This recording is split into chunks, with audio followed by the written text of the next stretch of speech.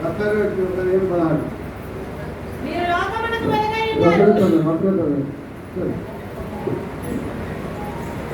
మత్తయి వార్త 5:14 మీరు లోకమునకు వెలుగై ఉన్నారు. కొండ మీద నుండి పట్టణం మరుగై ఉండనేరదు.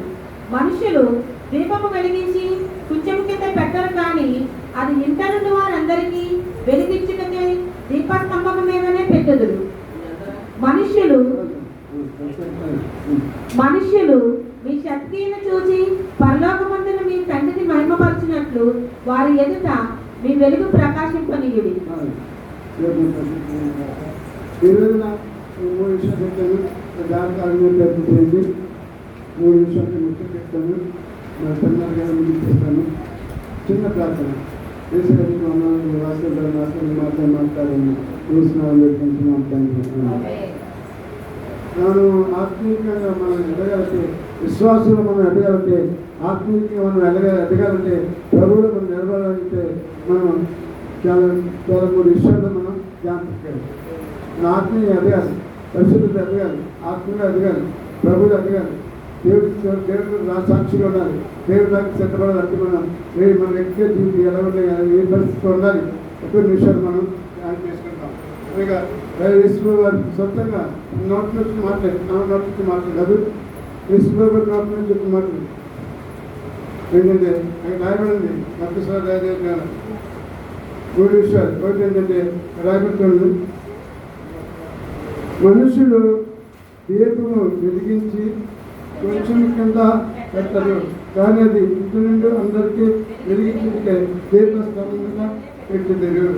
కనుక దీపం వెలిగించి, దీపం అనగా బయట తెలుస్తుంది. నరుణాత్మ యెహోవా పెట్టిన దీపం, నరుణాత్మ యెహోవా పెట్టిన దీపం. కానీ మనలో ఆత్మ ఉంది, దేవుని శక్తి, దేవుని ప్రభావం ఉంది. కనుక మన దీపం ఎల్లప్పుడూ వెలిగించబడాలి. అంటే బైబిల్ తెలుస్తుంది, తన ప్రసన్న ప్రకారంగా దేవుని మందిరంలో దీపం వెలిగించబడను. రోజు మన దీపం వెలిగించాలి. మన ఆత్మ దేవుడు ఎప్పుడు వెలిగించబడాలి. ఆత్మను మనం ఆనందించాలి. క్రైస్తవ లోకం కూడా దేవుడు ఆనందించాలి. మన దీపం ఎలా వెలిగించాలి. వెలిగించే వ్యవసాయానికి రాహాన్ని గురించి సార్ చెప్పారు. ఎందుకంటే రాహాన్ని మండుచు ప్రకాశించిన దీపమే అన్నారు. కానీ మండుచున్నా మనం మండాలి, మన దీపం కలగాలి. అప్పుడు దాంట్లో కాంతి వస్తుంది బయటికి. ఆ కాంతి చేత మనం ఆసక్తి పడతాం. చీకటి మాత్రం అలా ఉండకూడదు. కనుక నరుణాత్మ దీపం, ఆ దీపం ఎక్కడ పడతామని చెప్పిన మనుషులు దీపస్తం వెలిగించి, దీపం వెలిగించి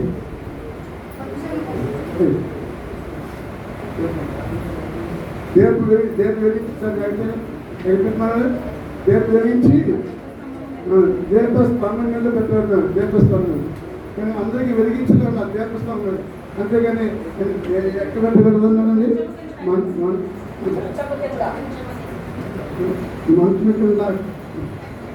మనుషుల కింద దీపం వెలిగి కొంచెం కింద పెట్టరు.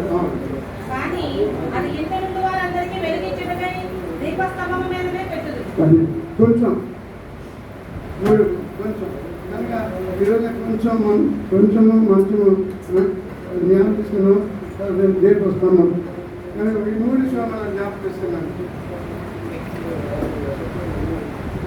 సామెతల గ్రంథము 23:23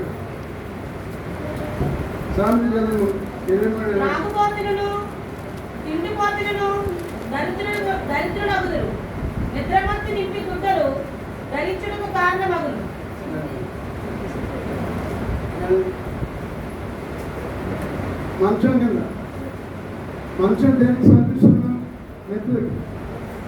నెత్తులకి. కనుక మన వెలుగు, మనలో ఉన్న దేపు వెలుగు వెలిగించబడాలి. దేవస్థానం కూడా కానీ మంచి కట్టుకోండి. అంచేత ఎక్కడ మంచిదమ్మా, మంచిది మంచం కింద దేపు వెలిగించి మంచం కింద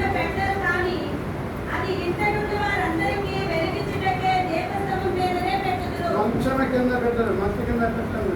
మంచం దేని సాధించండి? అంచేత మనం కూడా మన వ్యక్తిగత జీవితంలో మనం నిద్రపోతుంటాం. కానీ ఉదయం దాకా తెల్లకాలం స్టార్ట్ చేసి ప్రభావం ఉన్నాం. కనుక మంచం మంచి మీద కూర్చొని మంచి మీద ఉన్నాడు, మంచి మీద వచ్చేస్తే వ్యవసాయం వస్తుంది.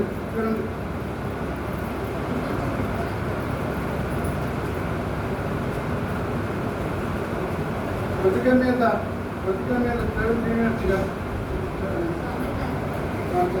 చదవండి. పండుగని మంచి మీద తీసుకుంటారు. అమ్మ అలాగే పండుగంటారు వచ్చినారు. అమ్మ లేపుతారు. అమ్మ దిగమ్మ స్కూల్ టైం దిగమ్మ డ్యూటీ టైం అయిపోయింది లేపుతుంటారు. అక్కడ కానీ లాగు. అలాగే మన వ్యక్తిగత జీవితం విశ్వాస జీవితం ప్రార్థన జీవితంలో మన తెల్లవారు వచ్చి ప్రార్థన చేస్తలేదు. ఏం చేస్తే బతుకెళ్తుంది సోమర్థం. ఏమవుతుంది? సోమర్థం చింపుల గిడ్డకు కారణమగుడు. సోమర్థం చింపుల గిడ్డకు కారణమగుడు. కనుక మన అంటే సోమరి శ్రేణులోకి వెళ్ళి నువ్వు ఏంటని తీసుకెళ్ళి కనుక మన వ్యక్తి సోమర్థం ఇవ్వలేదు. భక్తి జీవితంలో సోమర్థం ఉండదు. తిండిపోతాం ఉండదు. స్వామి ఎందుకు వెళ్తారు? తిండి ఎక్కువ తింటే సోమరి తిండి సోమరి చూపిస్తుంది. కనుక మీరు తిండి తిన్నప్పుడు మీరు రాత్రి ఇంట్లో భోజనం చేసినప్పుడు ఏంటంటే కొంచెం పుల్లేరుగా ప్రకృతి నిద్ర చెప్పు కంచం కింద మంచం కింద వెళ్ళాడు. కంచం అంటే ఏంటంటే తిండి తిండివేస్తాను నేను ఆత్మని తెల్లదల్లి ప్రార్థన చేయాలంటే తగ్గుతుంది. అమ్మా 4 రోజులకి 3 నెలలు 2 నెలలు మంచు అది వచ్చింది సొంతం నిద్రపోతుంది. కానీ అది ఏం చెప్తాంటే మనకి ఫుల్ వేసేయండి ఫుల్ నిద్రపోయండి తెల్లదలేదు. ప్రభుత్వంలో దేవుడు మాట్లాడరు కానీ నేను వ్యక్తిగా తిండిపోతున్నాను తాగిపోతు పెట్టి 10 రాజ్యానికి వారసులు కాలేదు. తిండి చేస్తున్నాను నేనున్నా మరి 70 సంవత్సరాలు చాలా సంవత్సరాలు బట్టి తింటున్నాను.